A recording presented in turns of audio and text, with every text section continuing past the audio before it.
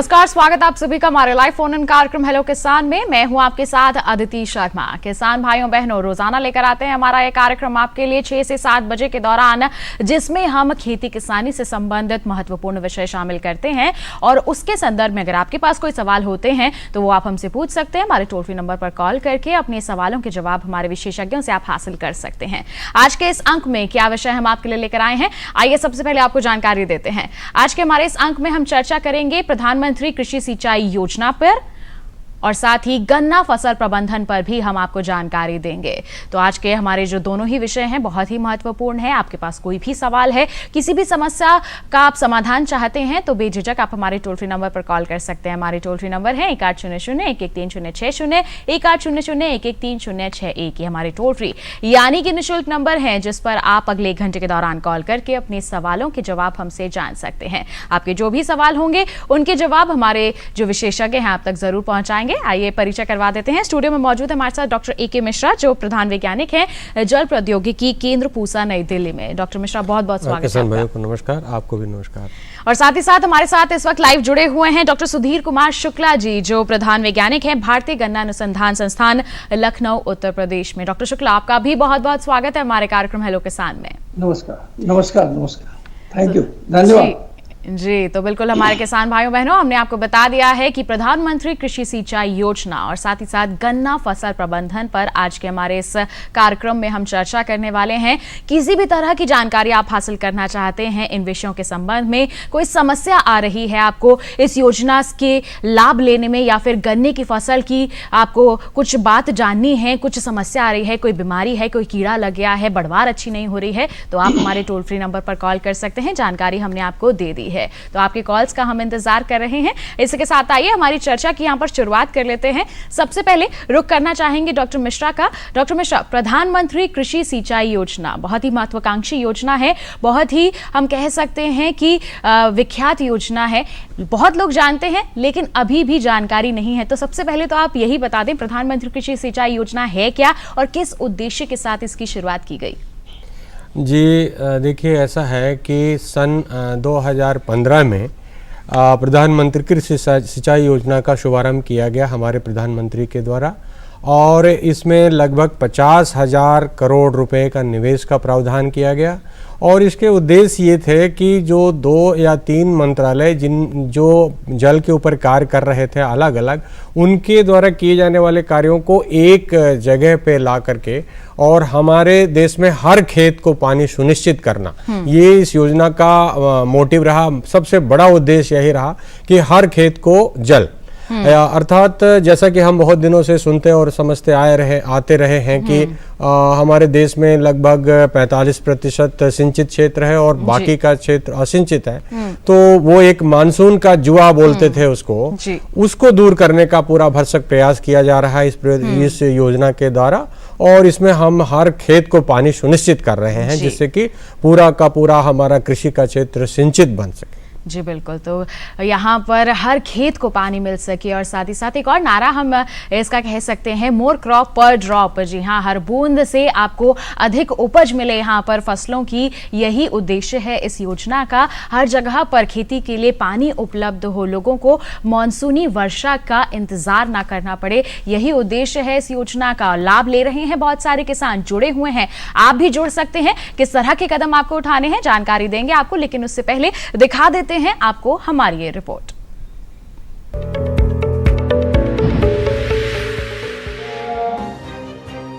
जल के बिना खेती किसानी की कल्पना भी नहीं की जा सकती। इसी को ध्यान में रखते हुए सरकार ने कई योजनाएं लागू की। सरकार के लिए जल संरक्षण और इसका प्रबंधन प्राथमिकताओं में रहा है। ऐसे में केंद्र सरकार ने मानसून पर खेती की निर्भरता कम करने और हर खेत तक पानी पहुंचाने के लिए प्रधानमंत्री कृषि सिंचाई योजना को लागू किया। प्रधानमंत्री कृषि सिंचाई योजना की शुरुआत 1 जुलाई 2015 को प्रधानमंत्री श्री नरेंद्र मोदी जी ने की थी। प्रधानमंत्री कृषि सिंचाई योजना केंद्र और राज्य सरकार के समन्वय वाली योजना है। केंद्र सरकार इस योजना के कुल संभावित खर्च का 75% हिस्सा वहन करती है, बाकी बोझ राज्य सरकारें उठाती हैं। वो कृषि क्षेत्र जो ऊंचाई वाले स्थान पर है, उसके लिए केंद्र सरकार 90% खर्च और राज्य सरकारें 10% खर्च वहन करती है। प्रधानमंत्री कृषि सिंचाई योजना के अंतर्गत कुछ प्रमुख लक्ष्य तय किए गए हैं।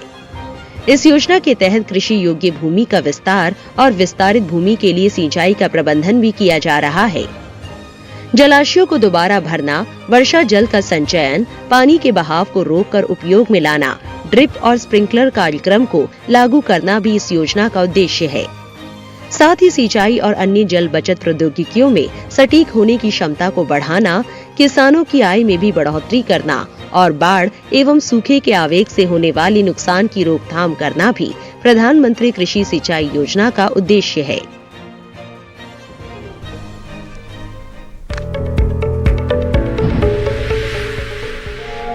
तो देखिए, अभी आपने एक खास रिपोर्ट, आइए इसी के साथ हमारी चर्चा को हम आगे बढ़ाते हैं और गन्ने की फसल के बारे में जानकारी हासिल करते हैं। डॉक्टर शुक्ला हमारे साथ जुड़े हुए हैं भारतीय गन्ना अनुसंधान संस्थान लखनऊ से। डॉक्टर शुक्ला, गन्ने की फसल की अगर हम बात करते हैं तो इसे नकदी फसल कहा जाता है। इसकी खेती कितनी महत्वपूर्ण हो जाती है जब हम बात करते हैं अच्छी आमदनी हासिल करने की? तो किस तरह की हमें यहाँ पर खास बातें हैं जिनको ध्यान में रखना चाहिए? नमस्कार किसान भाइयों, मैं जैसा कि आप बता रही हैं कि और ये सही बात है कि गन्ना एक नकदी फसल है जी। और इसको जो है सीधे काट के सीधे मिल में दिया जाता है और किसान भाइयों को सीधे पैसा मिल जाता है। और ये भारतवर्ष में, अपने देश में लगभग 50 लाख हेक्टेयर इसका क्षेत्रफल है और 400 मिलियन टन इसका उत्पादन होता है, जबकि उत्पादकता इस समय 80 टन प्रति हेक्टेयर की दर से हो गई है जी। तो ये पिछले 5 वर्ष में अगर हम देखें तो गन्ने की उत्पादकता में बहुत ही बढ़ोतरी हुई है और जिसमें चीनी की रिकवरी जो परसेंटेज है, चीनी का परता, वो भी बहुत बढ़ा है। तो इससे किसानों को भी बहुत फायदा हुआ है क्योंकि वो उनको उत्पादन बढ़ा है, उत्पादकता बढ़ी है और जो चीनी मिल को भी फायदा हुआ है। इस समय अगर हम बात करते हैं कि किसानों को गन्ना किस प्रकार से फायदेमंद हो सकता है, तो पहली चीज तो यह है कि गन्ना एक जब लंबी अवधि की फसल है तो इसमें अंतर फसल की खेती भी की जाती है, तो दूसरी फसल की भी खेती ले सकते हैं। और जो डाइवर्सिफिकेशन, विविधीकरण की बात करते हैं, तो उससे किसान की आमदनी बढ़ सकती है, जो कि दूसरी फसल 3-4 महीने में उससे पैसा मिल जाता है और गन्ना 1 साल बाद देता है जी। और उसके बाद अगर हम इस समय किसान की बात करें तो जो ये इस समय अगस्त का महीना है, तो इस समय जो किसान की गन्ने की समस्या जो होगी, हो सकता है उसके यहाँ खरपतवार की समस्या हो, कीट की समस्या हो, सिंचाई जल की समस्या हो और जल निकास की भी समस्या, क्योंकि कहीं कहीं देख रहे हैं कि इस समय बहुत ज्यादा बरसात हो रही है जी। बरसात हो रही है जी। तो इस समय जो मुख्य चीजें हैं, जल की निकास की समस्या हो सकती है, गन्ने की इसलिए बधाई भी आवश्यकता है और जो सूखी पत्तियां होती हैं, गिरती जाती हैं जब पानी बरसता है, तो उसको बिछावन उसी में खेत में बिछा देना चाहिए। तो ये कुछ मुख्य बिंदु हैं जिन पर किसानों को इस समय ध्यान देने की जरूरत है। बिल्कुल, इस पर विस्तार से आपसे जानकारी लेंगे हम डॉक्टर शुक्ला, लेकिन उससे पहले हमारे दर्शकों को एक खास रिपोर्ट है हमारी, वो दिखा देते हैं।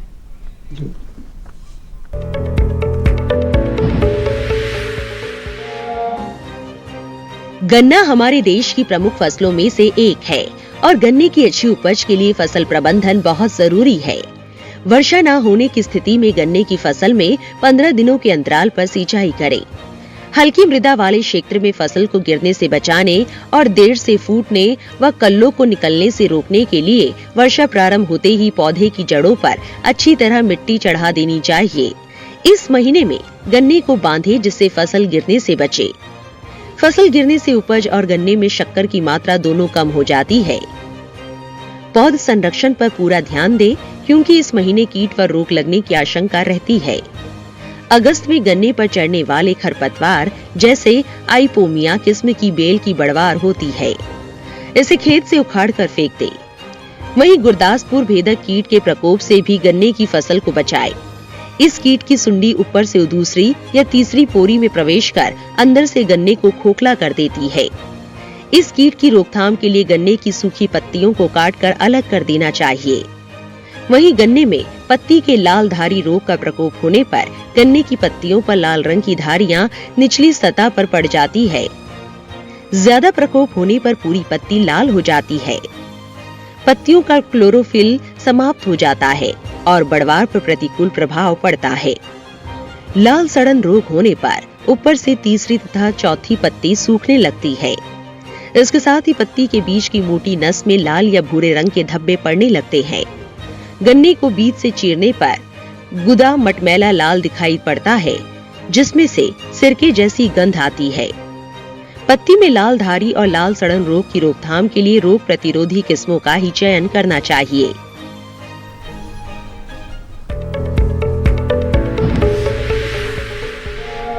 तो अभी आपने एक और खास रिपोर्ट देखी जो कि थी गन्ना फसल प्रबंधन पर। आइए इसी के साथ हमारी चर्चा को हम आगे बढ़ाते हैं, लेकिन आपको फिर से याद दिला दें कि आपके कॉल्स का हम इंतजार कर रहे हैं। टोल फ्री नंबर आपको हम बता चुके हैं और समय समय पर टीवी स्क्रीन पर भी दिखाए जा रहे हैं। आप देख सकते हैं इस वक्त भी टीवी स्क्रीन पर फ्लैश हो रहे हैं हमारे टोल फ्री नंबर। इन्हीं पर आपको कॉल करना है और जैसे ही आपका कॉल कनेक्ट होगा हम आपके सवाल सुनेंगे, उनके जवाब आप तक जरूर पहुंचाएंगे। फिलहाल हम बढ़ते हैं आगे। डॉक्टर मिश्रा, आपने बताया कि इस योजना की शुरुआत इसी उद्देश्य के साथ की गई थी कि हर खेत को पानी मिल सके, जो असिंचित क्षेत्र भी है वहां पर भी किसी भी तरह की समस्या न आए पानी की कमी के चलते। ऐसे में आपसे जानना चाहेंगे कि इस योजना के अंतर्गत किस तरह की पद्धतियों को बढ़ावा दिया जा रहा है जिससे कम जल में अच्छी तरह से हमारे जो किसान हैं सिंचाई कर सकते हैं। जी देखिए किसान भाइयों, इस योजना में 4 मेजर कंपोनेंट थे। बेसिकली जब ये योजना लाई गई तो 3 मंत्रालयों के जो प्रोग्राम थे, एक ministry of water resources, river development and Ganga rejuvenation, इसका एक प्रोग्राम था AIBP, और दूसरा एक ministry of land this rural development का, डिपार्टमेंट ऑफ लैंड रिसोर्स का एक इंटीग्रेटेड वाटरशेड मैनेजमेंट प्रोग्राम हुआ करता था, और मिनिस्ट्री ऑफ एग्रीकल्चर में एक national mission on micro irrigation. 3 program ऐसे थे जो अलग अलग मंत्रालयों के द्वारा लागू किए जा रहे थे, लेकिन इनको इकट्ठा एकत्रित करके ये जो हमने अभी आपसे बताया था कि मुख्य मोटो जो था हर खेत को पानी, हर खेत को सिंचित बनाना। दूसरा एक है कि जो हमारे गिरते जा रहे जलभृत हैं उनको पुनर्भरण करना, और तीसरी ये था कि हमें फील्ड लेवल पर इरिगेशन एफिशिएंसी बढ़ाना, और इसमें कि उन्नत तकनीकियों का प्रयोग करके, जिसमें कि माइक्रो इरिगेशन में स्प्रिंकलर और ड्रिप इरिगेशन सिस्टम सबसे ऊपर हैं, जिनकी इरिगेशन या सिंचाई की दक्षता बहुत ज्यादा थी, उनके प्रयोग से कम जल से अधिक फसल, यानी कि आपने जैसे बताया था मोर क्रॉप पर ड्रॉप के ऑब्जेक्टिव को ध्यान में रखते हुए ये पूरी की पूरी योजना इस तरह से बनाई गई कि एक विभाग सिंचाई के जल को खेतों तक पहुंचाने का काम करे, दूसरा विभाग जो हमारे पास जो वर्षा जल उपलब्ध है उसको एकत्रित करे और उससे भी सिंचाई के साधनों को बढ़ाए, यानी कि रिसोर्स को बढ़ाए, दूसरा उसी से जो रिचार्ज बढ़ाए, जो ग्राउंड वाटर अभी कम होता जा रहा था, और तीसरा ये बताया गया कि अगर हम इरिगेशन दक्षता बढ़ाएंगे, जैसा कि हम जानते हैं कि लगभग इरिगेशन में जो दक्षता है, सिंचाई की दक्षता अगर 10% बढ़ा दी जाए तो लगभग 14 मिलियन हेक्टेयर और हम सिंचित क्षेत्र पैदा कर सकते हैं अपने देश में उसी जल से। तो इन्हीं सारे उद्देश्यों की पूर्ति हेतु ये योजना बनाई गई और लागू की जा रही है। और लागू करने में ऐसा है कि इसको और जानकारी आपसे लेंगे डॉक्टर मिश्रा। आपको माफ कीजिएगा, रोक रहे हैं। यहाँ पर एक कॉलर हमारे साथ यहाँ पर जुड़ गए हैं, पहले उनका सवाल हम शामिल कर लेते हैं, फिर इस संदर्भ में जानकारी आपसे हम हासिल करेंगे कार्यक्रम के दौरान। मध्य प्रदेश से एक किसान भाई हमारे साथ फोन लाइन पर हैं। Hello hello hello hello Bhaiyalal Kushwaha ji, आपको आवाज मिल रही है? जी अपना सवाल पूछिए। आप अपनी टीवी की आवाज कम कर दीजिए। हेलो जी अपना सवाल पूछिए। जी मैम, मैं गन्ना लगाना चाहता हूँ, तो मध्य प्रदेश में कौन सी फसल अच्छी रहेगी? जी गन्ने की आप खेती करना चाहते हैं। डॉक्टर शुक्ला क्या कहेंगे आप? राजगढ़ मध्य प्रदेश से बात कर रहे हैं हमारे किसान भाई, गन्ना लगाना चाहते हैं तो किस किस्म का ये चयन कर सकते हैं? अभी जो मध्य प्रदेश में बता रहे हैं कि लगाने के लिए जो गन्ना लगाना चाहते हैं, तो बहुत अच्छी बात है कि ये जो है, अब मुझे ये नहीं पता है कि मध्य प्रदेश के किस क्षेत्र में है, राजगढ़ से बात कर रहे हैं ये। जी जी। तो ऐसा है कि अभी तो ये सबसे अच्छी बात ये है कि अभी इस समय है इनके पास, और ये अक्टूबर में शरदकालीन गन्ना लगाएं। तो शरद काल में जब गन्ना ये लगाएंगे तो अक्टूबर में अर्ली वैरायटी लगाएं, और जो हमारे यहाँ की जो अर्ली वैरायटी हैं, जो वहाँ के लिए भी, जो एरिया के लिए, जो मध्य प्रदेश के लिए, जो वैसे वहाँ CO 86-032 जो वैरायटी चलेगी बहुत अच्छी चल रही है। और उधर COM 0265 है वैरायटी, वो भी अच्छी चल रही है। एक CO 06022 है, तो ये अच्छी चलेगी। COPK 5191 भी वैरायटी है, वो भी अच्छी चलेगी। अक्टूबर में ये खेत तैयार करें और अक्टूबर में शरद काल में गन्ना लगाएं। अब अगर इनके यहाँ शुगर मिल है तो वो अगले नवंबर तक वो उसको गन्ना चीनी मिल में दे सकते हैं, नहीं तो उसके लिए गुड़ के लिए भी कर सकते हैं। तो बहुत गुड़ के लिए भी ये गन्ने की खेती कर सकते हैं। मध्य प्रदेश में नरसिंहपुर और बहुत क्षेत्र में गुड़ के लिए बहुत अच्छी खेती की जा रही है। हमारे यहाँ से भी लोग संपर्क में हैं और वहाँ पर जो सेंटर भी है पवार खेड़ा में, हमारे यहाँ ऑल इंडिया कोऑर्डिनेटेड का सेंटर है। अगर इनके पवार खेड़ा इनके पास पड़ता हो तो वो वहां से भी संपर्क कर सकते हैं कि बहुत अच्छा गन्ने के बारे में वहां से बीज भी ले सकते हैं अगर ये चाहें। जी बिल्कुल। तो आपको किस जगह पर संपर्क करना है और कौन कौन सी किस्में हैं जिनका आप चयन कर सकते हैं शरदकालीन गन्ने की बुआई के लिए, हमारे विशेषज्ञ ने आपको विस्तार से बता दिया है। आइए हम बढ़ते हैं आगे। डॉक्टर मिश्रा हमें जानकारी दे रहे थे प्रधानमंत्री कृषि सिंचाई योजना के संदर्भ में, उन्हीं से और हम बातचीत करते हैं। बताएं डॉक्टर मिश्रा। जैसा कि मैं किसानों को बता रहा था कि अभी तक हमारे देश में जो सिंचाई की जो विधियां हैं किसान भाई जो लगाते हैं वो है वाइल्ड फ्लडिंग, मतलब जल भर देते हैं जिस भी स्रोत से उनके पास जल उपलब्ध रहता है। और जैसा कि हम जानते हैं कि हमारे देश में लगभग करीब 60% जो है सिंचाई का जो स्रोत है वो ट्यूबवेल है, यानी कि ग्राउंड वाटर, और लगभग 30% के आसपास कैनाल वाटर से सिंचाई होती है और बाकी 10% में जो टैंक इरिगेशन या तालाब या और अन्य स्रोतों से सिंचाई होती है। तो इसमें ये देखने में आया है कि कैनाल से जल उपलब्ध होता है तो और ट्यूबवेल से जल उपलब्ध होता है तो किसान भाई सिर्फ एक wild flooding method of irrigation ये लगाते हैं, थाला बना करके वो खेती करते हैं, मतलब यानी कि खुला पानी देते हैं। खुला पानी देते हैं। और उसमें भी गेहूं में जैसे कि उन्होंने फरो इसमें बॉर्डर में लगा दिया, फरो में लगा दिया, इस तरह से कुछ कर रहे हैं। सब्जियों में रिज और फरो मेथड में सिंचाई करते हैं, लेकिन इनकी दक्षता बहुत कम होती है और सकल दक्षता लगभग 30 से 35% ही आंकी गई है। लेकिन तो जो नई विधियां जो सिंचाई की आई हैं जिसमें स्प्रिंकलर है, माइक्रो स्प्रिंकलर है, रेन गन है और ड्रिप इरिगेशन है, कई तरीके के ड्रिप इरिगेशन के कई वेरिएंट्स हैं, इनमें जो सिंचाई की दक्षता है बहुत ज्यादा है। स्प्रिंकलर वगैरह में 75% तक और ड्रिप वगैरह में करीब 80 से 85% तक दक्षता है। जैसा कि सब लोग जानते हैं कि कुछ ऐसे देश हैं संसार के जो इन्हीं सिंचाई के माध्यमों से बहुत कम जल के प्रयोग से बहुत अच्छा उत्पादन करते हैं। तो अब हमारा भी मतलब रुझान है, हमारा मतलब लक्ष्य भी है वही कि हम सब भी उसी तरीके की उन्नत सिंचाई विधियों के प्रयोग से कम पानी में अच्छी उपज हासिल करें और अपनी खेती की जो हम कह सकते हैं कि और उन्नति हम यहाँ पर करें, क्योंकि जब हम कम पानी को इस्तेमाल करेंगे तो जल तो बचेगा ही, साथ ही साथ हमारा जो है खर्च भी कम आएगा, लागत भी हमें कम ही लगानी पड़ेगी यहाँ पर। और किस तरह से ये फायदेमंद हो सकती है योजना हमारे किसानों के लिए आपको जानकारी देंगे, लेकिन एक छोटे से ब्रेक के बाद। कई मजा आइए देखते रहे हमारा लाइव फोन इन कार्यक्रम हेलो किसान और बने रहिए दूरदर्शन किसान पर।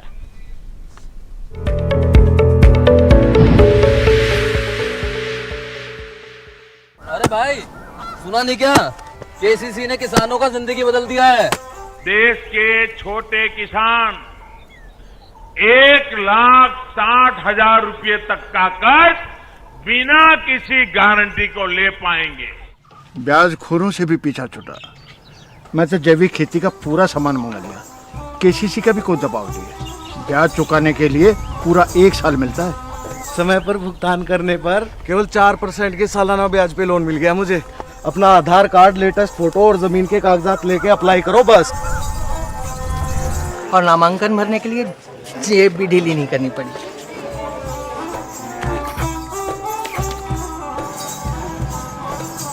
चाचा, उधार चुकाने के 24 घंटे के बाद उतने ही पैसे वापस निकाल सकते हैं। केसीसी ने किसानों की जिंदगी वाकई बदल दी है। तो आप भी किसान क्रेडिट कार्ड अपनाएं और सहजता से ऋण पाएं। ब्रेक के बाद आप सभी का फिर से स्वागत है हमारे लाइव फोन इन कार्यक्रम हेलो किसान में। आज हम चर्चा कर रहे हैं प्रधानमंत्री कृषि सिंचाई योजना और गन्ना फसल प्रबंधन पर। आपके पास कोई सवाल है तो जल्दी से अपना फोन उठाइए। आप हमें कॉल कर सकते हैं, हमारे टोल फ्री नंबर पर अपने सवाल पूछ सकते हैं, जिनके जवाब हमारे विशेषज्ञ आप तक जरूर पहुंच जाएंगे। इस वक्त एक कॉलर जुड़े हुए हैं, छत्तीसगढ़ के राजगढ़ से हमें कॉल किया है डाल सिंह जी ने। आइए जान लेते हैं क्या है उनका सवाल। हेलो हेलो जी, नमस्कार, स्वागत आपका कार्यक्रम में। क्या सवाल है आपका? जी, ये सिंचाई योजना के तहत सवाल किया मैंने से। जी, क्या पूछना चाहते हैं आप? जी, उसमें अनुदान वगैरह चल रहा है क्या? जैसे कि डीजल मशीन किसानों को मिलता है प्रधानमंत्री योजना के तहत, तो स्कीम चल रहा है क्या? क्या कहेंगे डॉक्टर मिश्रा आप?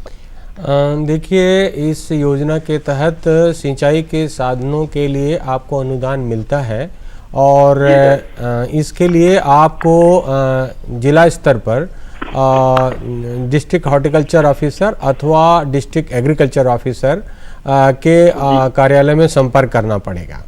और यदि ऑनलाइन जाना चाहते हैं तो मेरा ख्याल है कि जो PMKSY की आधिकारिक वेबसाइट है उस पे जा सकते हैं, अथवा जो प्रदेशों में भी प्रदेश सरकारों ने भी अपनी डेडिकेटेड वेबसाइट बनाई है प्रधानमंत्री कृषि सिंचाई योजना में अनुदान के लिए। और जैसा अभी हम बता रहे थे आपको कि आपको अपने आधार कार्ड और परिचय पत्र की आवश्यकता पड़ेगी। ऑनलाइन अप्लाई कर सकते हैं और उनके यहाँ बेनिफिशियरी का चयन जो है first come first service basis पर होता है और आप भी लाइन में लग जाएंगे। तो जब आपका नंबर आएगा तो आपको जरूर इसकी सुविधा मिलेगी। जो सब्सिडी है आपको भी अवश्य मिलेगी। और मैं ये बताना चाहता हूँ आपको किसानों को भी कि महाराष्ट्र के किसान इस सुविधा का लाभ लेने में सबसे अग्रणी हैं और उसके बाद छत्तीसगढ़ के किसानों का नंबर आता है। तो मैं समझता हूँ कि हमारी ये किसान भाई छत्तीसगढ़ से ही कॉल करें। हाँ जी हाँ, तो बहुत जागरूक किसान है, लेकिन अन्य प्रदेश के किसान भी आगे आए तो इस योजना का पूरा जो क्षेत्रवार जो ये है विस्तार है वो बहुत अच्छा हो जाएगा। और मैं समझता हूँ कि आप ऑनलाइन भी अप्लाई कर लीजिए और अगर आवश्यकता पड़े तो आप उन दोनों अधिकारियों के ऑफिस में भी जा सकते हैं। जी बिल्कुल। तो आपको किस तरह से अनुदान राशि प्राप्त करनी है, कहाँ संपर्क करना है, हमारे विशेषज्ञ ने आपको बता दिया है। बढ़ते हैं आगे, कॉलर हमारे साथ जुड़े हुए हैं उत्तर प्रदेश से जितेंद्र जी ने हमें कॉल किया है। हेलो हेलो हेलो जी, नमस्कार, स्वागत आपका कार्यक्रम में। क्या सवाल है आपका? मैम, मैं सिंचाई योजना के बारे में जानकारी चाहता हूँ और उसमें मिलने वाली अलग अनुदान के बारे में जानना चाहता हूँ। जी, हमारे पिछले कॉलर का भी यही सवाल था डॉक्टर मिश्रा, अनुदान राशि के बारे में हमारे किसानों को जानकारी चाहिए। क्या कहेंगे आप? दोबारा से बिल्कुल देखिए, ऐसा है कि लगभग 5 हेक्टेयर तक की एक लिमिट बनाई गई है कि जिसमें एक किसान को 5 हेक्टेयर तक की खेती के ऊपर उन्नत सिंचाई प्रविधि को लगाने के लिए जो सिंचाई का जो संसाधन है यानी कि ड्रिप और स्प्रिंकलर इरिगेशन सिस्टम पूरा, उसके लिए लगभग 90% तक का अनुदान आपको दे है। जिसमें कि ये मैं आपको नहीं बताऊंगा कि सेंट्रल करीब 60% वहन करता है या, क्योंकि उसमें कई चीज़ें हैं। जैसे नॉर्थ ईस्ट के लिए जो कॉस्ट होगी वो लगभग 25% ज़्यादा होती है जो प्लेन एरिया के लिए। लेकिन जिन स्टेट्स में जो है ड्रिप इरिगेशन पहले से प्रचलित है वहां पे थोड़ा कम, जहां पे अभी नया शुरू हो रहा है वहां पे लगभग 15% ज्यादा अनुदान की राशि बढ़ा के दी जाती है। तो आप जो है उत्तर प्रदेश की भी एक वेबसाइट बनी हुई है, उस वेबसाइट के प्रयोग से और आप अपना आधार कार्ड, मोबाइल नंबर और खेत की जमाबंदी वाली जो कागजात हैं उनका इस्तेमाल करें। बैंक अकाउंट और पासबुक की वहाँ पे जरूरत पड़ती है और आपका मोबाइल नंबर। तो इन सब को लेकर के आप ऑनलाइन भी अप्लाई कर दीजिए। और यदि आप हॉर्टिकल्चरल क्रॉप्स लगाते हैं तो डिस्ट्रिक्ट हॉर्टिकल्चर ऑफिसर के पास जाएंगे। और अगर एग्रीकल्चरल क्रॉप्स में आपको फील्ड क्रॉप्स में लगाना है, जैसे कि अभी चर्चा हो रही है गन्ने के ऊपर भी, यहाँ तक कि वैज्ञानिकों ने ये भी सिद्ध कर दिया है कि गन्ने में भी ये ड्रिप इरिगेशन सिंचाई का प्रयोग किया जा सकता है।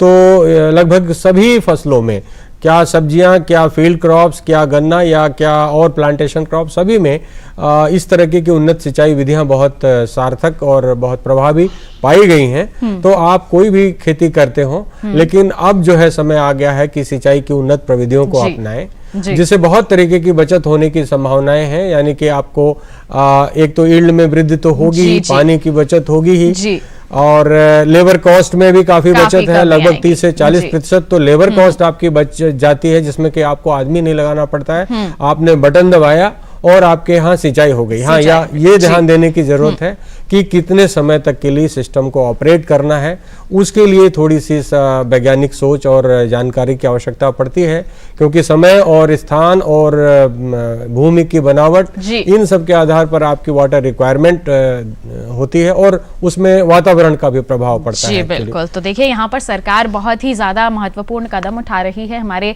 किसानों की मदद के लिए, सहूलियत के लिए। इस योजना को भी इसी उद्देश्य के साथ शुरू किया गया है कि हमारे किसानों को यहाँ पर जल की कमी के कारण किसी भी तरह की समस्या ना आए। ऐसे में अगर वो इन पद्धतियों को अपना लेते हैं तो निश्चित तौर पर कम जल में वो अच्छी उपज हासिल कर सकते हैं। कई तरह के फायदे यहाँ पर और हमारे किसानों को मिल सकते हैं। इस पर हमारी चर्चा को जारी रखेंगे, लेकिन एक कॉलर हमारे साथ यहाँ पर जुड़ गए हैं मध्य प्रदेश से। आइए जान लेते हैं क्या है उनका सवाल।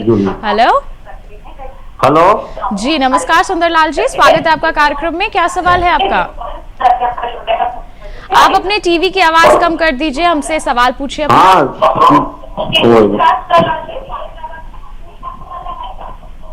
मैडम, मैं कह रहा था कि जो प्रधानमंत्री जी, हेलो जी, अपना सवाल पूछिए। मैडम, मैं ये कह रहा था कि जो प्रधानमंत्री सिंचाई योजना के तहत अनुदान मिलता है, उसके बारे में मतलब कितना अनुदान मिलता है लगभग?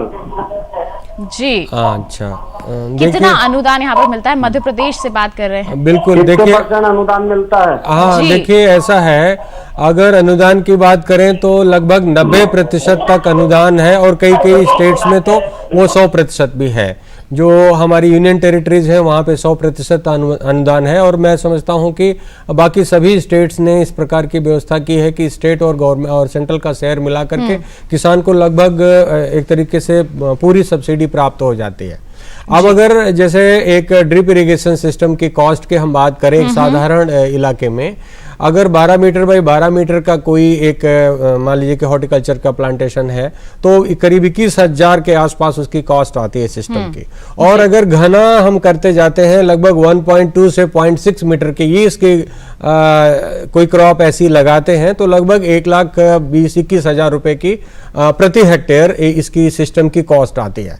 आप जैसे सिस्टम एक हेक्टेयर के बजाय 2 हेक्टेयर या 3 हेक्टेयर या 5 हेक्टेयर की तरफ जाता है तो कॉस्ट उस रेशियो में नहीं बढ़ती है जिस रेशियो में, क्योंकि कुछ चीजें बड़ी कॉमन हो जाती हैं और बाकी लेटरल और मेन पाइपलाइन का खर्चा थोड़ा सा ही बढ़ता है। तो लगभग अगर 5 हेक्टेयर का कोई एक फील्ड है, किसान है और 1.2 से लेके 0.6 मीटर के उस पे कोई फसल लगा रहा है तो लगभग 5,42,000 रुपए के आसपास उसकी कॉस्ट होती है। लेकिन आपको पूर्ण सब्सिडी प्राप्त हो जाती है जी। तो पूर्ण सब्सिडी आपको यहाँ से प्राप्त हो सकती है, पर आपको अब इस योजना से जुड़ना जरूर होगा। एक बात और एक और बात बताना है इसमें। जी बताएं। कि किसी भी किसान को एक बार अनुदान मिल जाता है तो फिर अगली बार अनुदान प्राप्त करने के लिए उसे 7 साल का इंतजार करना पड़ता है जी। बाकी की जैसे कि हम बहुत सारे सभी किसानों को अनुदान दे सके, तो इसमें ये खास बात है। और 5 हेक्टेयर तक जानकारी है, और इसको आप जरूर ध्यान दें। हमारे बहुत सारे किसान भाई जो है इसी रेंज में आते हैं, बल्कि बहुत से किसान भाइयों के पास इससे कम जमीन ही होती है जी। बिल्कुल, तो आपको इस बात का जरूर यहाँ पर ध्यान रखना है। आइए इसी के साथ बढ़ते हैं आगे। एक और कॉलर हमारे साथ यहाँ पर जुड़ गए हैं, उनका सवाल जान लेते हैं। हेलो जी मैडम, नमस्कार, स्वागत आपका कार्यक्रम में। क्या सवाल है आपका? मेरा मैडम वो गन्ने की मोटाई नहीं हो रही। गन्ने की जो फसल है, उपज जो है उसमें मोटाई कम रह रही है, तो उसके बारे में आप जानना चाहते हैं। जी बिल्कुल, तो डॉक्टर शुक्ला क्या कहेंगे इस संदर्भ में, किस वजह से हो सकती है ये समस्या? देखिए 2-3 कारण हो सकते हैं जो गन्ने की मोटाई नहीं बढ़ती है। तो जी पहली बात तो ये जानना चाहेंगे वैरायटी कौन है आपकी? क्या आप आवाज सुन रहे हैं? वैरायटी बता सकते हैं? पता है कौन सी किस्म लगाई है रामाधर जी आपने? लगता है इनसे संपर्क टूट गया है डॉक्टर शुक्ला। अच्छा, कोई बात नहीं, लेकिन मैं ये बताना चाहता हूं कि जो गन्ने की मोटाई 2-3 चीजों पर निर्भर करती है। पहली बात तो ये है कि जो गन्ने की प्रजाति क्या है। कुछ गन्ने की प्रजाति मध्यम होती है, कुछ मोटी भी होती है, कुछ थोड़ा पतली भी होती है। और दूसरी चीज ये है कि इन्होंने दूरी कितनी रखी है बुआई के समय। अगर बुआई के समय दूरी इन्होंने किसी भी प्रकार से 3 फीट से कम रखी है तो गन्ना पतला हो जाता है जी। और हो सकता है उसमें किल्ले ज्यादा निकले लेकिन गन्ना पतला हो जाता है। उसके बाद ये देखना है कि जो जमीन में इनके फास्फोरस की कमी तो नहीं है, जो फास्फोरस है तो गन्ने के साथ अधिकतर होता क्या है, लोग यूरिया ज्यादा प्रयोग करते हैं, नाइट्रोजन जो देते हैं, तो अगर फास्फोरस और पोटास जो 2 पोषक तत्व हैं इनका भी बैलेंस संतुलित रूप से प्रयोग किया जाए। और अगर किसान भाइयों के मैं सबको बताना चाहता हूं कि क्योंकि आजकल धीरे धीरे सूक्ष्म तत्वों की कमी आ रही है, तो अगर ये किसी भी प्रकार से जैविक खाद या गोबर की खाद या प्रेस मड नहीं किसी प्रकार से उपलब्ध हो रही है, तो अगर हरी खाद मतलब किसी भी प्रकार से जैविक खाद किसी न किसी रूप से होनी चाहिए, और नहीं तो चाहे फसल अवशेष जो होते हैं उनका भी पुनर्चक्रण किया जा सकता है जी। उसके साथ अगर बैलेंस फर्टिलाइजेशन संतुलित उर्वरक का प्रयोग करेंगे तो गन्ने की मोटाई अवश्य बढ़ेगी, लेकिन बहुत ज्यादा क्लोज डिस्टेंस नहीं होनी चाहिए, न पौधे से पौधे में, न कि पंक्ति से पंक्ति की दूरी किसी भी प्रकार से 3 फीट से कम न हो पंक्ति से पंक्ति की दूरी। और जो पौधे से पौधे की दूरी है वो भी कम से कम अगर 45 सेंटीमीटर हो तो बहुत अच्छा है, बहुत अच्छी मोटाई होगी, गन्ने के थान अच्छे बनेंगे ये इसके लिए जी। तो ये कई कारण है जिसकी वजह से आपको जो ये समस्या है आपके सामने आ रही है। तो अभी हमारे विशेषज्ञ ने आपको विस्तार से इस संदर्भ में जानकारी दे दी है और ऐसी ही अहम जानकारियां आप तक पहुंचाएंगे, लेकिन अभी रुक रहे हैं एक छोटे से ब्रेक के लिए। कहीं मत जाइए, देखते रहिए हमारा लाइव फोन इन कार्यक्रम हेलो किसान और बने रहिए दूरदर्शन किसान पर।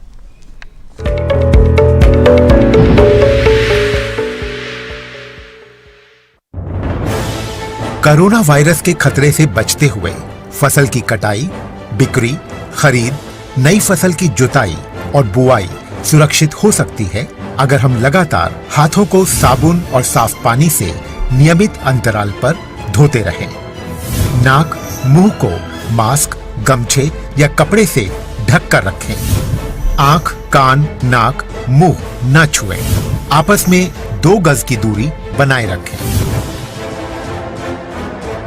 मास्क और 2 गज की दूरी के मंत्र को अभी हमें छोड़ना नहीं है। फसलों की बुवाई एवं कटाई करते समय आपस में कम से कम 2 गज की दूरी बनाए रखें। फसल की कटाई करने के बाद छोटे छोटे ढेरों में इकट्ठा करें। कृषि के औजारों की समय समय पर सफाई करें। एक दूसरे के साथ औजारों की अदला बदली न करें। श्रमिकों के शौचालयों और हाथ धोने की जगह की ठीक से सफाई जरूरी है। बुआई, कटाई एवं मड़ाई के दौरान इस बात का ध्यान रखें कि इन स्थानों के आसपास कोई थूके नहीं। कंबाइन, हार्वेस्टर, थ्रेशर, जुताई और बुआई की मशीनों को इस्तेमाल से पहले साफ करें। मशीनों के इस्तेमाल से पहले और इस्तेमाल के बाद हाथ साबुन से साफ करें। वाहनों, बोरियों, थैलियों और पैकिंग के दूसरे सामान की साफ सफाई पर भी खास ध्यान दें। खरीद केंद्र पर आने से पहले किसानों एवं श्रमिकों की जांच। खरीद केंद्रों पर भीड़ न लगाएं एवं किसानों को बारी बारी से बुलाएं। गोदामों पर खरीदी हुई फसल को लेने में शीघ्रता करें ताकि किसानों एवं श्रमिकों को रुकना ना पड़े। कोरोना के खतरे से बचाव और अधिक जानकारी के लिए आरोग्य सेतु ऐप डाउनलोड करें। देश में खाद्य सुरक्षा के ये सिपाही भोजन की निरंतर उपलब्धता को सुनिश्चित करते हैं। किसान स्वस्थ रहें तभी हम कोरोना वायरस से जीत पाएंगे, आगे बढ़ पाएंगे। किसान सबल, देश प्रबल।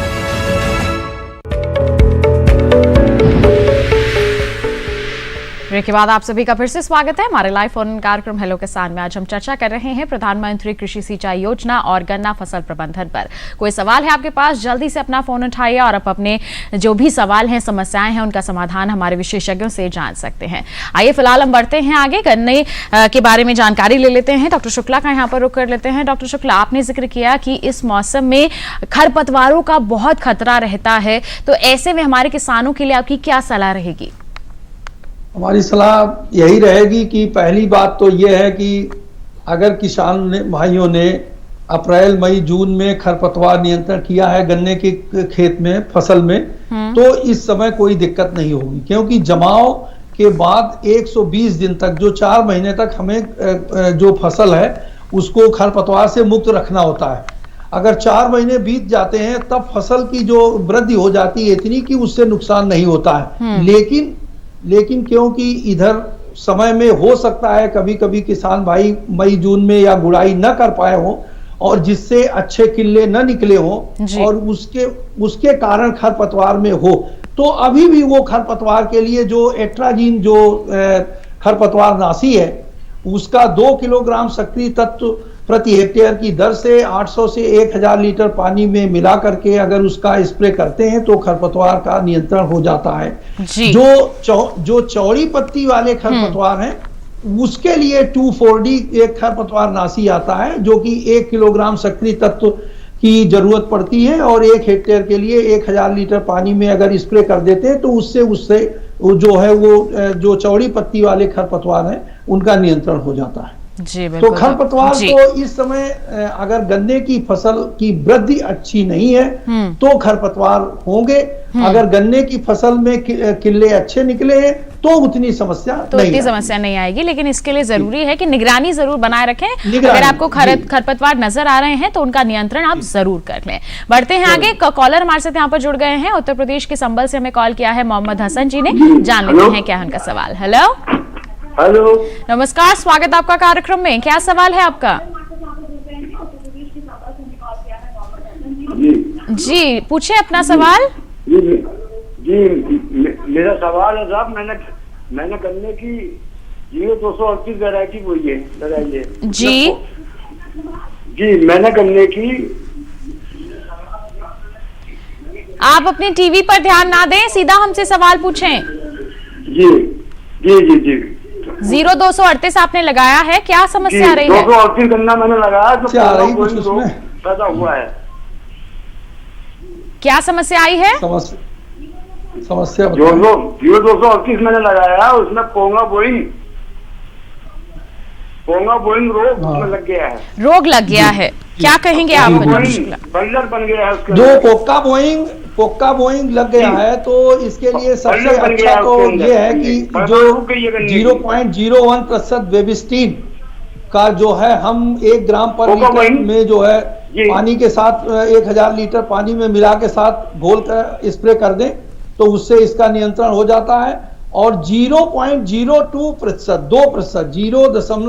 0.02% ब्लाइटॉक्स 50 जी जो 2 ग्राम पर लीटर वाटर के हिसाब से अगर 2 से 3 बार में 15 दिन के इंटरवल पर अगर छिड़काव अभी भी कर दें, जब जिस अवस्था में इनका पोक्का बोइंग उसमें आया है तो उससे नियंत्रण हो जाता है पोक्का बोइंग का जी। लेकिन ये समस्या जो 0238 की आप बता रहे हैं, क्योंकि कहीं कहीं इसमें रेड रॉट भी, लाल गलन रोग भी आ रहा है, तो धीरे धीरे आपको ये देखना पड़ेगा कि कहीं ऐसा तो नहीं है कि रेड रॉट आ रहा हो और उसके हिसाब से आपको वैरायटी को फिर रिप्लेसमेंट भी करना पड़ सकता है जी। तो अगली बार जो है ये 0238 ना लगाएं अगर ये समस्या आई है तो। जी जो अगर समस्या है तो दूसरी वैरायटी रिप्लेस कर दें। जी तो मोहम्मद हसन जी, आपको किस तरह से पोका बोइंग के लिए नियंत्रण करना है हमारे विशेषज्ञ ने बता दिया है। और अगर लाल सड़न रोग आ गया है तो आपको अगली बार जो है दूसरी किस्म का यहाँ पर चयन करने की सलाह दे रहे हैं हमारे विशेषज्ञ, यही आपके लिए फायदेमंद रहेगा। आइए बढ़ते हैं आगे और डॉक्टर मिश्रा का यहाँ पर रुख करना चाहेंगे। डॉक्टर मिश्रा, आपने बताया कि तमाम तरह की पद्धतियां हैं जिससे अपना करके हमारे किसान पानी की बचत कर सकते हैं, कम पानी में अच्छी उपज हासिल कर सकते हैं। लेकिन कई हमारे किसानों का सवाल ये भी होता है कि अगर हम इन पद्धतियों को अपनाएंगे या फिर अगर ट्यूबवेल से भी खेती हम सिंचाई की बात करते हैं तो बिजली का जो है बिल बहुत ज्यादा आता है, बिजली की दरें बहुत ज्यादा हैं, जिसके चलते वो सिंचाई में थोड़े से बंध जाते हैं। तो ऐसे में क्या कहेंगे आप? देखिए किसान भाइयों, सबसे पहले तो ये है कि यदि आप उत्तम और दक्षतापूर्ण सिंचाई की विधि का प्रयोग करने लगेंगे तो आपको बहुत कम जल की आवश्यकता पड़ेगी, यानी कि पंपिंग कॉस्ट में बहुत बचत आपकी होगी। लगभग 30% से लेके 50% तक पंपिंग कॉस्ट में बचत होती है। दूसरे, इन माइक्रो इरिगेशन सिस्टम्स की एक खास बात यह है कि इनके साथ आप फर्टिलाइजर भी दे सकते हैं। तो फर्टिलाइजर में भी बहुत बचत होगी और प्रिसीजन एप्लीकेशन कर सकते हैं फर्टिलाइजर्स का भी। और आगे जैसे मैंने और सारे आपको चीजें बताई थी। अब जहां तक बिजली की बचत या डीजल की बचत का सवाल है, तो अब समय आ गया है कि आप लोग सोलर की ओर चलें। अभी solar operated pumping systems, assisted drip and sprinkler irrigation system, यानी कि सोलर पे ऑपरेटेड माइक्रो इरिगेशन सिस्टम का जमाना है। और जिसमें हमारे देश में कुसुम योजना भी लागू है, जिसमें लगभग 5 kVA के सोलर पैनल का लगभग खर्च 5 लाख रुपए आता है, जिसमें मतलब किसान को 10% अपने पास से देना पड़ता है और 90% सब्सिडी है। तो उसमें अगर आप 50,000 रुपए अपनी जेब से खर्चा कर सकते हैं, तो 5 हार्स पावर के इक्विवेलेंट जो 5 kVA जो मैं बता रहा हूँ, उसका एक सिस्टम आपको सरकार लगा के देती है और अगले 5 सालों तक उसके रख रखाव और उसके प्रचालन की पूरी जिम्मेदारी भी वहन करती है। और आपको बस इतना ख्याल करना है कि आपके जो पैनल्स हैं वो साफ सुथरे रहे, उन पे धूल धक्कड़ नहीं जमा हो, जिससे कि उनकी बिजली बनाने की दक्षता कम ना हो पाए। जी, तो जो बिजली की यहाँ पर बढ़ती हुई दरें हमारी इस किसानों के लिए समस्या बनकर आ रही हैं, ऐसे में आप सौर ऊर्जा का यहाँ पर रुख कर सकते हैं। इसके लिए योजना भी चलाई जा रही है, जिससे आपको काफी मदद यहाँ पर मिल सकती है। एक कॉलर हमारे साथ जुड़े हुए हैं मध्य प्रदेश से, महेश जी ने हमें कॉल किया है, जान लेते हैं क्या है उनका सवाल। हेलो हेलो, नमस्कार, स्वागत है आपका कार्यक्रम में। क्या सवाल है आपका? महेश जी अपना सवाल पूछिए। जी मैडम, अपना सवाल पूछिए। मैं बोल रहा मैम कि मेरा 3 एकड़ जमीन है जी, और ड्रिप लेना है, तो मैंने पंजीयन करवाया। 3 एकड़ की पूरी मिलेगी कि कम की मिलेगी? डॉक्टर मिश्रा क्या कहेंगे, 3 एकड़ का ही मिलेगा या 3 हेक्टेयर मिलेगी? जैसा पंजीयन करवाया तो 3 एकड़ की ड्रिप मिलेगी कि 1 एकड़ की? नहीं, आपको अगर 3 हेक्टेयर के लिए सैंक्शन हुआ है तो 3 ही हेक्टेयर के लिए सिस्टम मिलना चाहिए। और उसमें आपने फसल का भी विवरण दिया होगा, फसल में पौधे से पौधे और कतार से कतार की दूरी का विवरण दिया गया होगा। तो मैं समझता हूं कि जितनी सब्सिडी, जैसे मैं पहले बता चुका हूं आप लोगों को, जितनी सब्सिडी आपको मिलनी है लगभग 90% से लेके और कई जगह तो 100% तक भी सब्सिडी उपलब्ध है, तो आपको उतना ही मिलेगा जितना आपको सैंक्शन हुआ है। इसमें कम होने का कोई सवाल नहीं उठता है। जी बिल्कुल, तो महेश जी आपके सवाल का जवाब हमारे विशेषज्ञ ने आप तक पहुंचा दिया है। आइए बढ़ते हैं आगे और डॉक्टर शुक्ला का यहाँ पर रुख करना चाहेंगे। डॉक्टर शुक्ला, हम बात कर रहे हैं यहाँ पर आधुनिक पद्धतियों की, तो गन्ने में कितनी कारगर है? डॉक्टर मिश्रा ने तो कहा था कि हमारे किसान अपना सकते हैं, इसमें कितनी कारगर है आधुनिक पद्धतियां? और अगर हम अभी के समय में जल प्रबंधन की बात करें तो किस तरह की सलाह आपकी रहेगी हमारे किसानों के लिए? किसानों के लिए जल प्रबंधन की जो डॉक्टर मिश्रा बता रहे थे, अगर जो ड्रिप इरिगेशन है, जो ड्रिप पद्धति बहुत अच्छी है और महाराष्ट्र में सबसे ज्यादा गन्ने में ही ड्रिप है। अगर हार्टिकल्चर क्रॉप्स के बाद अगर फील्ड क्रॉप्स में कहें तो महाराष्ट्र में गन्ने में ड्रिप बहुत अच्छी चल रही है। और उससे क्या होता है कि जो सरफेस ड्रिप किसान लगाएं तो अच्छा रहेगा, क्योंकि सरफेस ड्रिप में महाराष्ट्र में 4 फीट से 5 फीट पर गन्ना बोते हैं, तो उसमें सरफेस ड्रिप काम करती है। और हमने तो देखा भी है कि इवन जो अंता फसल भी लेते हैं उसमें भी कोई दिक्कत नहीं होती है। और नहीं तो जो पेयर्ड मेथड से, जो पेयर्ड विधि से गन्ना लगा देते हैं, उसमें 2 नाली के बीच में एक ड्रिप की लाइन होती है और उससे काम चल जाता है, तो उससे काफी बचत भी हो जाती है। तो ये किसान भाई जो बात कर रहे थे बहुत अच्छी बात है और 90% तक लगभग सब्सिडी मिल जाती है। और आगे के समय में देख रहे होंगे कि आप चाहे महाराष्ट्र है या कर्नाटक है, हम लोग तो यहाँ पूरे ऑल ओवर इंडिया की बात कर रहे हैं, इवन महाराष्ट्र, कर्नाटक, तमिलनाडु, आंध्र प्रदेश, सभी जगह, इवन पश्चिम उत्तर प्रदेश भी देखिए धीरे धीरे पानी की कमी सिंचाई के लिए बहुत हो रही है। और गन्ने को तो कहा जाता है कि गन्ने में बहुत ज्यादा पानी लगता है, हालांकि हम ये नहीं कह रहे हैं कि, लेकिन ये जरूर है कि अगर ड्रिप इरिगेशन या ये विधि अपनाई जाती है तो गन्ने में तो बहुत फायदा होगा और किसान उससे अपना जो क्षेत्र बढ़ा सकते हैं इसी पानी से और कर सकते हैं, इसमें कोई दो राय नहीं है, ये अपनाना चाहिए। जी बिल्कुल। तो ड्रिप इरिगेशन अगर आप गन्ने की फसल में अपना लेते हैं तो ये आपके लिए काफी फायदेमंद साबित हो सकता है। देखिए हमारी सरकार के जितने भी कदम हैं आपके फायदे के लिए ही उठाए जा रहे हैं और इनकी जानकारियां आपके पास होना बहुत जरूरी है और इसी सिलसिले को हम आगे भी जारी रखेंगे, लेकिन एक छोटे से ब्रेक के बाद। कहीं मत जाइए, देखते रहिए हमारा लाइव फोन इन कार्यक्रम हेलो किसान और बनी रहिए दूरदर्शन किसान पर।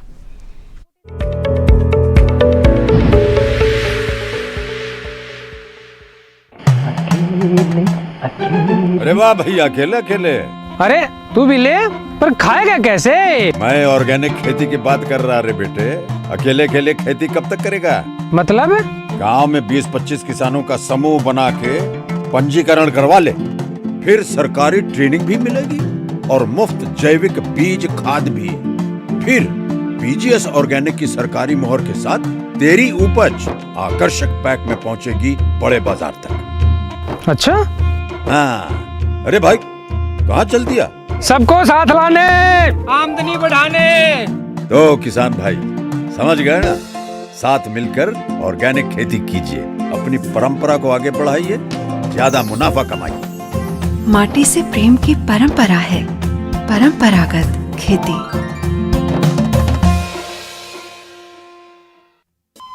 अरे सुन तो। मुझे क्या सुनाना चाहते हो? जो सुनाओ मेरी सौतन को। किसको? अरे वही तुम्हारा मोबाइल फोन जिससे सुबह शाम दिन रात चिपके रहते थे और कहते थे किसान कॉल सेंटर से बातें हो रही हैं। अच्छा ये बात है। हाँ क्यों, क्या हुआ? अब बात नहीं होती क्या? अब तो झट से बात हो जाती है। ऐसा क्या? हाँ, अब तो ज्यादा लाइनें और खास तकनीक के कारण खेती के माहिरों से तुरंत बात हो जाती है। और अगर कभी लाइन व्यस्त हो तो अपनी समस्या फोन पर रिकॉर्ड करा दो, वहाँ से फोन आ जाता है और समस्या की हल का मैसेज भी आ जाता है। ये देखो आ गया। अरे वाह, इसका मतलब इंतजार की घड़ी अब खत्म। हाँ। तभी मैं सोचूं कि आजकल मुझ पर इतना प्यार क्यों आ रहा है। कृषि संबंधी समस्याओं का अपनी भाषा में तुरंत हल पाने के लिए पूरे भारत में किसी भी फोन से हेल्पलाइन नंबर पर संपर्क करें। किसानों का दोस्त किसान कॉल सेंटर।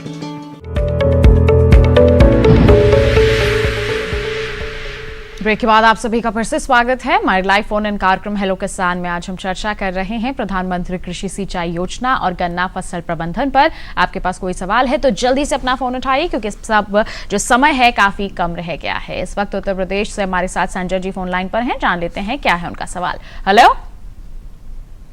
हेलो। हाँ जी मैडम। नमस्कार, स्वागत आपका कार्यक्रम में। क्या सवाल है आपका?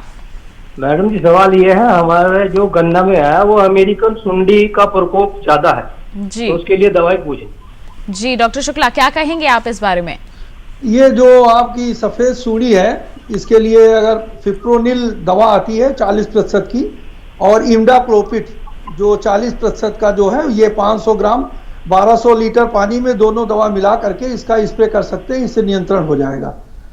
तो और इसके अलावा जो इस समय कीड़ों में है तो वो बोरस ही अधिक होते हैं इससे, ये सफेद सूड़ी के अलावा। तो बोरस के लिए अगर है तो कोराजन जो दवा आती है क्लोरेंट्रिनिप्रोल ये 18.5% है, जिसकी कि 500 से 625 मिलीलीटर 1200 लीटर पानी में मिला करके अगर किसान भाई छिड़क देते हैं तो इससे दीमक का और सभी बोरस का और जो भी कीड़े होते हैं उनका नियंत्रण हो जाता है। तो ये ध्यान रखने की जरूरत इस समय है और ये बहुत अच्छा सवाल था, जिससे कि इससे जो है इस समय अगर कुछ प्रजातियां हैं जिसमें कि कीड़े का प्रकोप हो सकता है जी, तो इसलिए उससे नियंत्रण कर सकते हैं, जिससे कि आगे बढ़वार अच्छी होगी और किसान को अच्छी उपज मिलेगी उसकी गन्ने की। जी बिल्कुल। तो इस तरह से तो कीड़ों का नियंत्रण कर सकते हैं। साथ ही साथ डॉक्टर शुक्ला आपसे जानना चाहेंगे, शुरुआत में आपने जिक्र किया था कि इस समय गन्नों को बांध के रखने की बहुत जरूरत होती है, तो इस संदर्भ में क्या कहेंगे आप? बांधने की वो सबसे अधिक जो बात कर रहे थे कि एक तो सबसे पहली चीज मैं यहाँ ये अवश्य बताना चाहूंगा कि गन्ने की बुआई इस समय नाली विधि से ही करें किसान भाई, क्योंकि नाली विधि से जो ट्रेंच मेथड है उससे गन्ना गिरता नहीं है ज्यादा। तो गन्ने की गिरने की जब समस्या नहीं रहेगी नाली विधि से, तो बांधने की उतनी दिक्कत भी नहीं आएगी और गन्ना गिरेगा नहीं जी। और दूसरी बात यह कि अगर गन्ने की वृद्धि अच्छी है और कभी कभी शरतकालीन गन्ने की वृद्धि बहुत अच्छी होती है, तो जब 1.5 मीटर से ऊपर की जो हाइट हो उस पर ही गन्ने को बांधें, 1.5 मीटर से नीचे न बांधें। तो जब अगर इस समय देखते हैं किसान भाई, जिसमें जैसे कि शरतकालीन गन्ना है, अगर पिछले अक्टूबर का बोया हुआ और उसकी वृद्धि अच्छी है, तो 1.5 मीटर से ऊपर पर वो बधाई कर सकते हैं। पहले गन्ने को नीचे ही बांधना चाहिए, लेकिन 1.5 मीटर से ऊपर बांधे और बाद में जब गन्ने की और वृद्धि हो जाती है तब वो 2 पंक्तियों में क्रिस क्रॉस विधि से बधाई करनी चाहिए, जिससे कि गन्ना फिर गिरता नहीं है। तो पहले ऐसे जो गन्ने के थान है क्लम्स को 1.5 मीटर के ऊपर ही वो बांध सकते हैं अगर लग रहा है कि अभी गन्ने गिर सकता है तो, क्योंकि कभी कभी जल निकास की समस्या रहती है और उसमें गन्ना अगर 1-2 दिन पानी भर गया तो गिर सकता है, इससे किसान उसको बधाई कर सकते हैं। और ये समय पर आप अगस्त सितंबर के महीने में बधाई की जा सकती है, कर सकते हैं हमारे किसान, बिल्कुल। तो आइए इसी के साथ बढ़ते हैं आगे, डॉक्टर मिश्रा का यहाँ पर रुख कर लेते हैं। डॉक्टर मिश्रा, आप लगातार जानकारी दे रहे हैं प्रधानमंत्री कृषि सिंचाई योजना हमारे किसानों को किस तरह से लाभ पहुंचा सकती है, कैसे पानी की बचत कर सकते हैं, कम पानी में अच्छी आमदनी अर्जित कर सकते हैं, अच्छी उपज हासिल कर सकते हैं, और किस तरह के इसमें प्रावधान दिए गए हैं, क्या कहना चाहेंगे आप?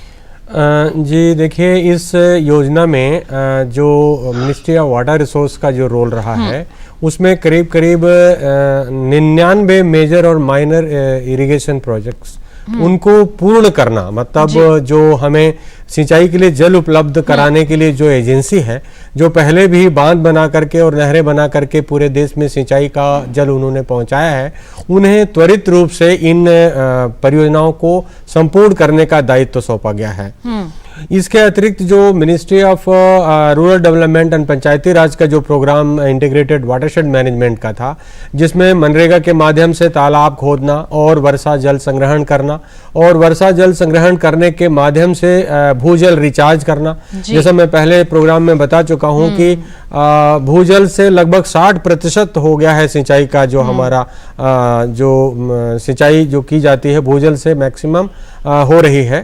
तो उसमें रिचार्ज नहीं होने से बहुत तेजी से वाटर टेबल ड्रॉप हुआ है, जबकि सेंट्रल ग्राउंड वाटर बोर्ड ने एक नक्शा बनाया है जिसमें करीब 139 ब्लॉक हमारे देश के ऐसे हैं जो बिल्कुल डार्क जोन में जा चुके हैं। तो हमें धरती से जल निकालने के लिए ये आवश्यक है कि पहले हम रिचार्ज के लिए व्यवस्था करें। जो तालाब, जो गांव के तालाब या खेत तालाब और जिस तरीके के तालाब थे जिनके तरफ लोगों का रुझान खत्म हो गया था, उनको पुनर्जीवित करना, पुनर्नवीनीकरण करना और जहां से भी हो सके जल संचयन करना, ये भी एक कंपोनेंट हमारे प्रधानमंत्री कृषि सिंचाई योजना का है जी। और इसमें भी अनुदान की राशि का प्रावधान किया गया है जी। अगर किसान भाई खेत तालाब बनाना चाहते हैं तो लगभग एक 15 metre by 20 metre by 3.5 metre के तालाब के लिए लगभग 50 या 52,500 रुपए की अनुदान राशि स्वीकृत की जाती है। और यदि लाइनिंग भी करना चाहते हैं तो 300 माइक्रोन की HDPE की कोई अगर एक फिल्म की लाइनिंग करना चाहते हैं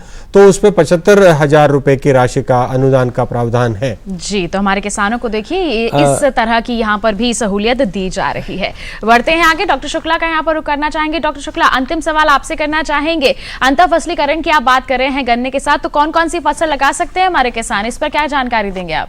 ये बहुत अच्छा प्रश्न किया आपने, क्योंकि अभी अक्टूबर का महीना आने वाला है। आगे किसान जो भाई जो है जो शरद काल में और शरद काल में जो अभी तक पाया गया है कि जैसे आलू की खेती बहुत अच्छी तरीके से की जा सकती है, गन्ने के साथ राजमा लिया जा सकता है, सरसों लिया जा सकता है। इवन जो पश्चिमी उत्तर प्रदेश में गन्ना और गेहूं भी बहुत प्रचलित है, क्योंकि पहले किसान भाई गेहूं के बाद गन्ने की बुआई करते थे तो उसमें गन्ने की उपज कम हो जाती थी, जो बावक गन्ने की फसल है जी। लेकिन अगर गन्ना और गेहूं साथ में ले लेते हैं, भले वो बुआई नवंबर में करें दिसंबर में करें, तो भी गन्ने की भी उपज बढ़ाई जा सकती है और गेहूं की भी अच्छी उपज ली जा सकती है, उसकी अच्छी उपज मिल जाती है। तो ये फसलें इसके लिए अच्छी हैं। और मूंग और उड़द और ये लोबिया ये ले सकते हैं, उसमें जो बाद में फरवरी मार्च में जो बसंतकालीन गन्ना है उसके साथ। जी बिल्कुल, तो ये तमाम फसलें हैं। जी बिल्कुल, ये तमाम फसलें हैं जिनका आप चयन कर सकते हैं। गन्ने के साथ आप इनकी बुआई कर सकते हैं, आपकी आमदनी भी अच्छी होगी, आपको एक समय पर 2-2 फसलों की उपज यहाँ पर अच्छे से मिल पाएगी। बिल्कुल डॉक्टर शुक्ला, हमारे साथ जुड़ने के लिए, इतनी अहम जानकारियां साझा करने के लिए आपका बहुत बहुत धन्यवाद। धन्यवाद। और साथ ही साथ यहाँ पर डॉक्टर मिश्रा का भी हम धन्यवाद देना चाहेंगे। आप जुड़े हमारे साथ, आपने इस योजना के संदर्भ में अहम जानकारियां साझा की, बहुत बहुत धन्यवाद। नमस्कार। तो बिल्कुल किसान भाइयों बहनों, जान लिया आपने प्रधानमंत्री कृषि सिंचाई योजना के बारे में और गन्ना फसल प्रबंधन के बारे में। अब अगले कार्यक्रम में क्या विषय हम आपके लिए लेकर आने वाले हैं, आइए आपको जानकारी दे देते हैं। अगले अंक में हम बात करेंगे खीरे, लौकी, तोरी, करेले में समसामयिक कार्यों के बारे में, और साथ ही साथ हम यहाँ पर जानकारी देंगे आपको सोयाबीन फसल में समसामयिक कार्यों की। तो इन फसलों में किस तरह से समसामयिक कार्य आप कर सकते हैं, इसके संदर्भ में हमारे अगले कार्यक्रम में चर्चा होगी। और आप कोई सवाल पहले ही पहुंचाना चाहते हैं तो ईमेल कीजिए हमें। हमारी ईमेल आईडी है hellokisan2015@gmail.com। फेसबुक के जरिए जुड़ सकते हैं, फेसबुक पर जाइए, हिंदी में टाइप कीजिए हेलो किसान और वहां पर हमारे पेज पर आप अपने सवाल पोस्ट कर सकते हैं। डीडी किसान कॉल सेंटर नंबर है 1800-113-0660, जिस पर सोमवार से शनिवार सुबह 6 बजे से रात के 10 बजे तक आप कॉल कर सकते हैं। अपनी सवाल पहले ही रिकॉर्ड करवा सकते हैं, जिन्हें हम कार्यक्रम में जरूर शामिल करेंगे। और साथ ही आपको बता दें, एक विशेष जानकारी भी दे देते हैं आपको कि हमारा यह कार्यक्रम आप किसी भी समय देख सकते हैं हमारे यूट्यूब चैनल के जरिए। टीवी स्क्रीन पर QR कोड आपको दिखाया जा रहा है, इसे आप स्कैन कीजिए, अपने मोबाइल फोन पर ही आप हेलो किसान कार्यक्रम देख सकते हैं और खेती किसानी से संबंधित अहम जानकारियां हासिल कर सकते हैं। तो बस आज के लिए इतना ही। अगले अंक में मुलाकात करेंगे नए विषय और नए विशेषज्ञों के साथ। तब तक के लिए हमें दीजिए इजाजत। आप बने रहिए दूरदर्शन किसान पर। नमस्कार।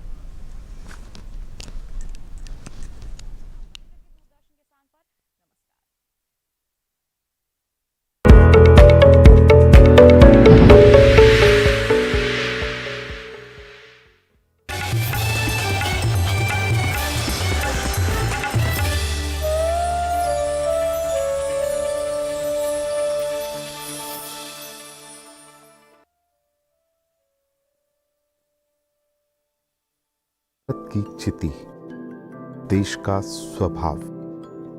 भारत में पर्यावरण सिर्फ जलवायु नहीं, आबो हवा नहीं, सिर्फ पेड़ पौधे, नदी पर्वत नहीं। भारत में पर्यावरण एक जीवन शैली है, सिर्फ लौकिक नहीं बल्कि दिव्य भारत का आईना।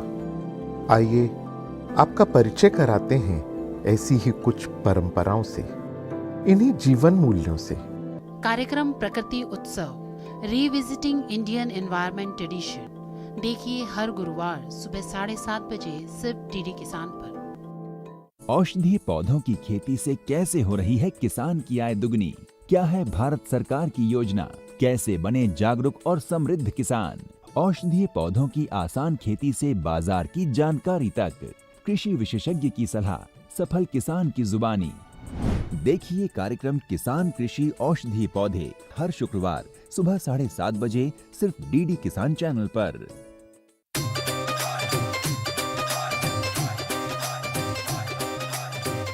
कितना प्यार करती है मुझसे? कहो तो जान दे दूं। I love you कमल। दादी मेरा बच्चा। तेरी शादी हो गई उससे, बच्चा होने वाला था उससे। बड़ी आई है गर्भ साने वाली। लड़का मेरा जेल में है, लड़की मेरी बिना वजह बदनाम हो रही है।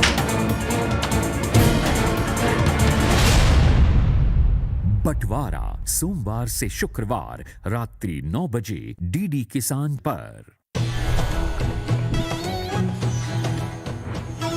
पशुओं की सुरक्षा का पहरेदार,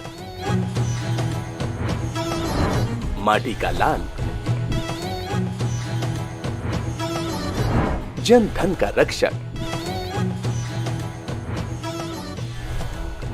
अपना पशु चिकित्सक। हमारे टोल फ्री नंबर है 1800-113060 और 1800-113061। 8 अगस्त रविवार शाम 6:30 बजे सिर्फ डीडी किसान पर।